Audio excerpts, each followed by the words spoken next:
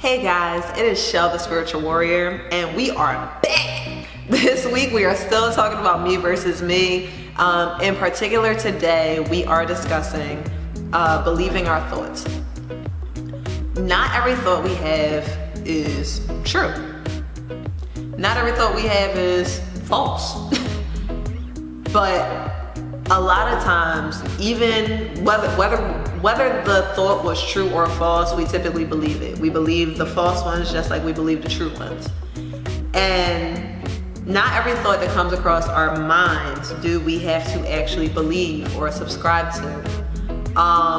Again, I have to mention this week because it is of such paramount importance, this mood thing. The fact that our thoughts control our mood. And when we believe every thought that comes to our mind, and we already talked about how, the rabbit hole, random thoughts that come into our mind that we may attach to and go down.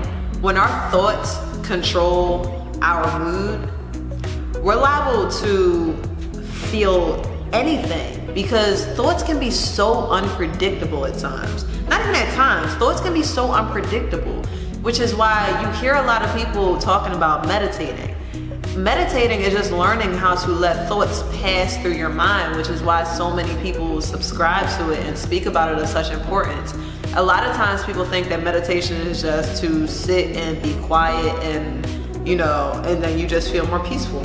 And in some cases you do. For some people it's like that if they have practiced, for a long period of time. But there is a practicality to meditation.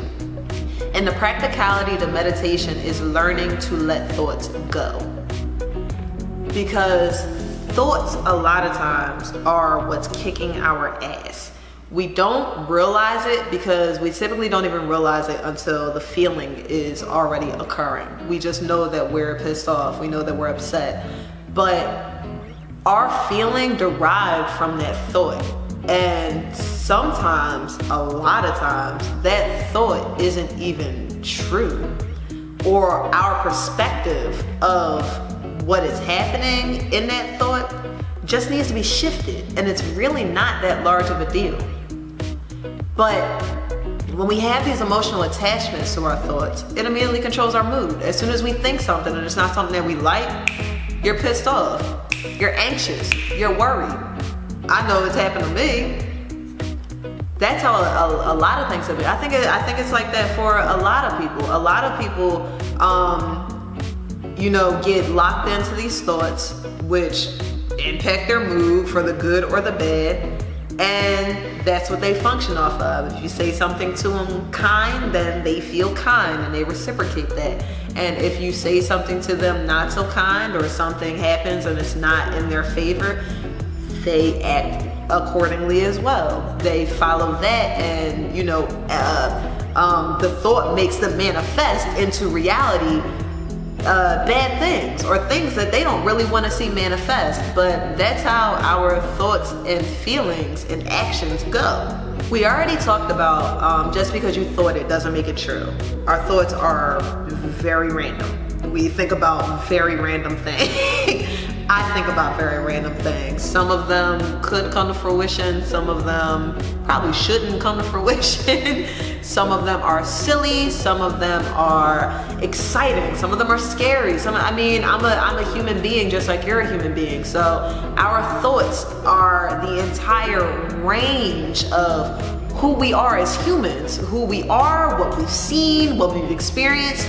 So any thought is liable to cross your mind. But if we believe that every thought we have is true, whether the thought is about us, whether the thought is about a situation, whether the thought is about another human being, just because we had it doesn't make it true. We have to understand that just because we have thought something does not make it the reality. Our thinking is just a culmination of our experiences, who we are, what we're going through, what we've seen. That's really all it is. It's a culmination of these things. And not all of those things that come back out are true. Here's my next point and my final point. Even if the thought is true, doesn't mean that we should follow it. If you have attached to a thought, I have attached to thoughts that were true. They were true factually. It wasn't necessarily about anybody. It just showed up in physical, a factual truth. But when I thought about this thing, it didn't make me feel good.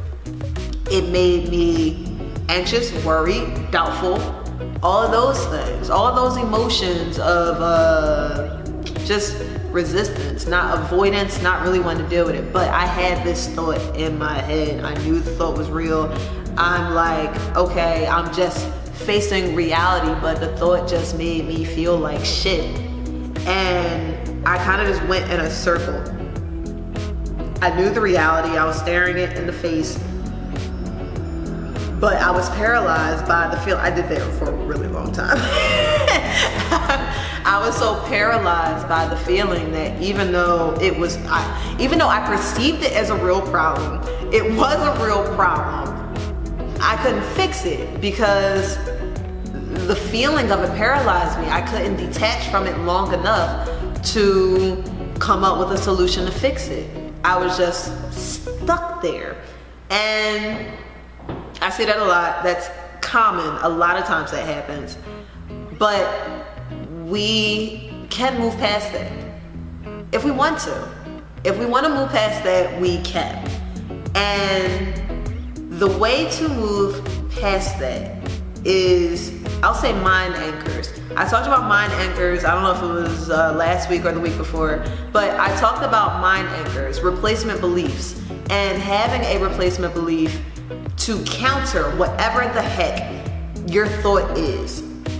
Especially only when it's a thought of reality. If it's a thought of ridiculousness, let that shit fly. But if it's a thought of reality and this is really something that's showing up in your physical world, thinking it to death is not gonna help you. Keeping it at the forefront of your mind is not gonna help you. And letting it leave the forefront of your mind is okay, because sometimes you have to walk away from things to gain clarity. Have you ever been trying to figure something out and you just got fed up with it and you walked away and you came back maybe an hour, 2 hours later and you looked at it again and the solution was right in your face? That's how life is.